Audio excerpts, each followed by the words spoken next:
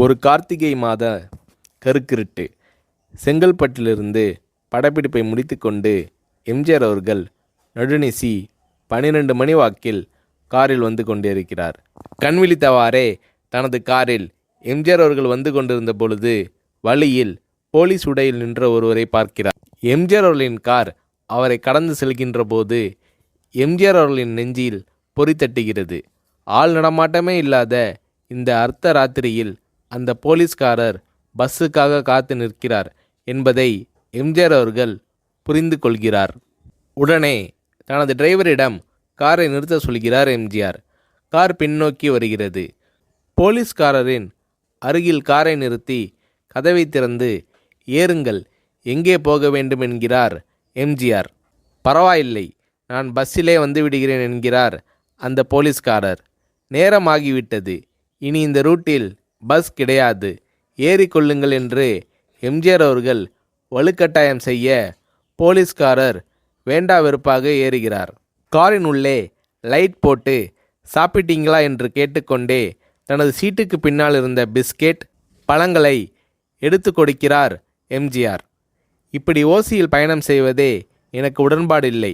இன்னும் நீங்கள் உண்ண சொல்லி வேறு என்னை இழிவுபடுத்தாதீர்கள் என்று போலீஸ்காரர் மறுக்கிறார். எம்ஜிஆர் அவர்கள் பூரிக்கிறார். இருப்பவனிலிருந்து இல்லாதவன் வரை படித்து பதவியில் இருக்கும் எத்தனையோ பேர் எனக்கு அது வேண்டும் இது வேண்டும் என்று எம்ஜிஆர் அவர்களிடம் வேண்டியதை பெற்று செல்கிறார்கள். ஆனால் சாதாரண பொறுப்பில் இருக்கும் இந்த போலீஸ்காரரின் நேர்மை எம்ஜிஆர் அவர்களை மெய்சிலிர்க்க வைத்துவிட்டது. எம்ஜிஆர் அவர்களின் கார் கத தூரத்தில் வந்து கொண்டிருந்தாலும் காரின் நிறத்தையும் ஒளியையும் மனம் கமலும் ஓடிக்கான் வாசனையையும் வைத்து இது எம்ஜிஆர் அவர்களின் கார் என்றும் கார் சென்ற தடத்தை தொட்டு வணங்குகின்ற அளவுக்கு புகழுடன் திகழ்ந்த நேரம் அது. அரை மணி நேரம் கார் சென்று கொண்டிருக்கிறது. ஆனால் அதுவரை எம்ஜிஆர் அவர்களை பற்றி பெரிதாக போற்றி புகழ்ந்து பேசாமல் அந்த போலீஸ்காரர் வந்ததே புரட்சித் தலைவர் எம்ஜிஆர் அவர்களுக்கு அந்த போலீஸ்காரர் மீது மரியாதையை கூடுதலாக்கியது. நான் தான் எம்ஜிஆர் என்கிறார் எம்ஜிஆர். கேள்விப்பட்டிருக்கிறேன் என்கிறார் அந்த போலீஸ்காரர். பொன்மனச்செம்மல் எம்ஜிஆர் அவர்களின் முகத்தில் கோபம் இல்லை, பதிலுக்கு பொன்முறுவல் மலர்கிறது. என் படங்களை பார்த்து இருக்கிறீர்களா என்று கேட்கிறார் எம்ஜிஆர். நான் சினிமாவே பார்ப்பதில்லை என்கிறார் அந்த போலீஸ்காரர். புரட்சித் தலைவர் எம்ஜிஆர் அவர்கள் இன்னும் பிரமிக்கிறார். இப்போது கார் சத்தத்தை தவிர ஒரே நிசப்தம். போலீஸ்காரர் தனது வீட்டிற்கு 1/2 கிலோமீட்டர் தூரத்திற்கு முன்பே காரை நிறுத்த சொல்லி இங்கேயே இறங்கிக் கொள்கிறேன் என்கிறார். ஏன், நீங்கள் குறிப்பிட்ட அந்த விலாசம் இன்னும் 1/2 கிலோமீட்டர் தூரம் இருக்கிறதே என்கிறார் எம்ஜிஆர். சாதாரண போலீஸ் உத்தியோகத்தில் இருக்கும் நான் காரில் வந்து இறங்கினால் என் வீட்டிற்கு அருகில் உள்ளவர்கள் என்னை தவறாக நினைத்து கொள்வார்கள். இதுவரை இப்படி நான் யார் காரிலும் ஓசியில் வந்து பழக்கமில்லை. நீங்கள் இவ்வளவு தூரம் செய்த உதவிக்கு நன்றி என்கிறார் அந்த போலீஸ்காரர். புரட்சித் தலைவர் எம்ஜிஆர் அவர்கள் அதற்கு மேல் எதுவும் பேசவில்லை.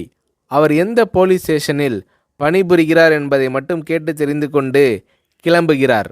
அடுத்த நாள் செங்கல்பட்டு போலீஸ் ஸ்டேஷனுக்கு ஃபோன் செய்து நான் எம்ஜிஆர் பேசுகிறேன் என்கிறார் எம்ஜிஆர்.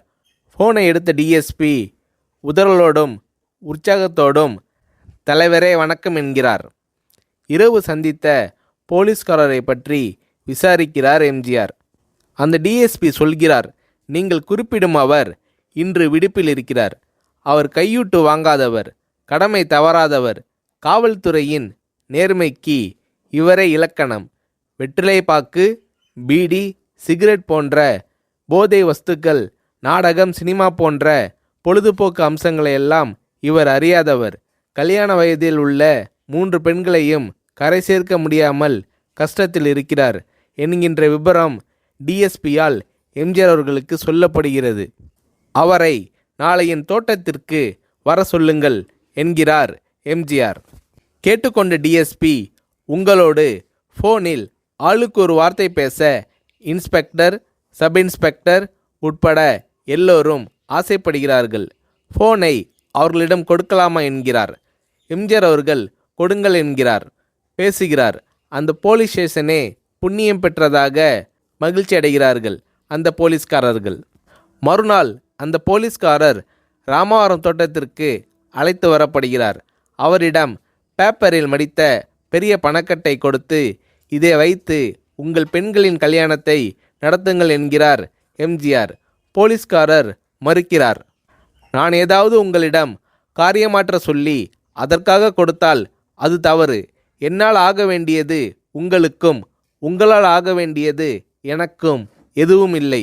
நான் உங்கள் கூட பிறந்த ஒரு சகோதரனாக நினைத்து கொடுக்கிறேன், பெற்றுக்கொள்ளுங்கள் என்று சொன்ன பிறகு கேட்டும் கூட கிள்ளி கொடுக்காத கனவான்கள் வாழும் இந்த உலகில் ரோட்டில் நின்றவனை அழைத்து சென்று அள்ளி கொடுத்த எம்ஜிஆர் அவர்களின் கருணையில் நெகிழ்ந்து போய் பெற்றுக்கொள்கிறார் அந்த போலீஸ்காரர்.